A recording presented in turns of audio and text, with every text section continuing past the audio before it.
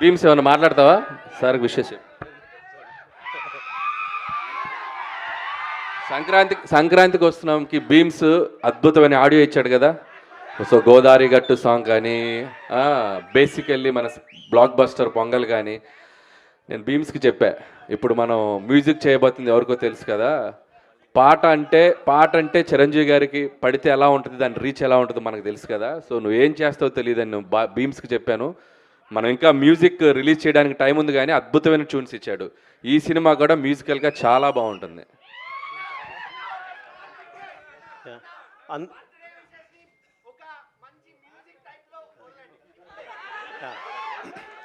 First of all మీ అందరికీ నమస్కారం. Boss megastar Chiranjeevi sir, మీకు పుట్టినరోజు శుభాకాంక్షలు. ఇంత పెద్ద కుటుంబంలో నన్ను కూడా ఆహ్వానించినందుకు, నేను కూడా ఇక్కడికి వచ్చినందుకు గర్వపడుతున్నాను. టూ ఎర్లీ అయిపోద్దేమో, జీవితాంతం కృతజ్ఞతలు చెప్పుకుంటూనే ఉంటాను అనిల్ రావిపూడి సార్కి.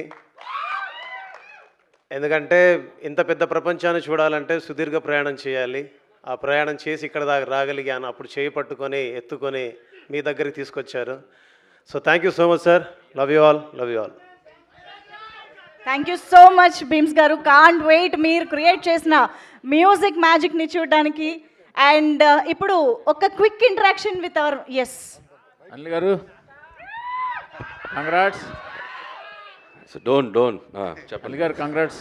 థ్యాంక్ యూ మూర్తి గారు. సో వింటేజ్ వైబ్ని తీసుకొచ్చారు, చాలా బాగుంది. Thank you. ఇప్పుడు మ్యూజిక్ దగ్గర నుంచి రీక్రియేట్ చేశారు, బాగా చేశారు.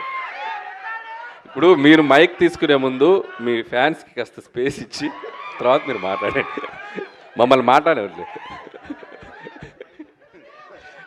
సార్ అర్థం కాలేదు చెప్పండి. అంటే ఇక దీని గురించి ఎక్కువ మాట్లాడేది లేదు, ఎందుకంటే మీ టైటిల్ ఇచ్చారు, ఇప్పటికే వచ్చింది కాబట్టి.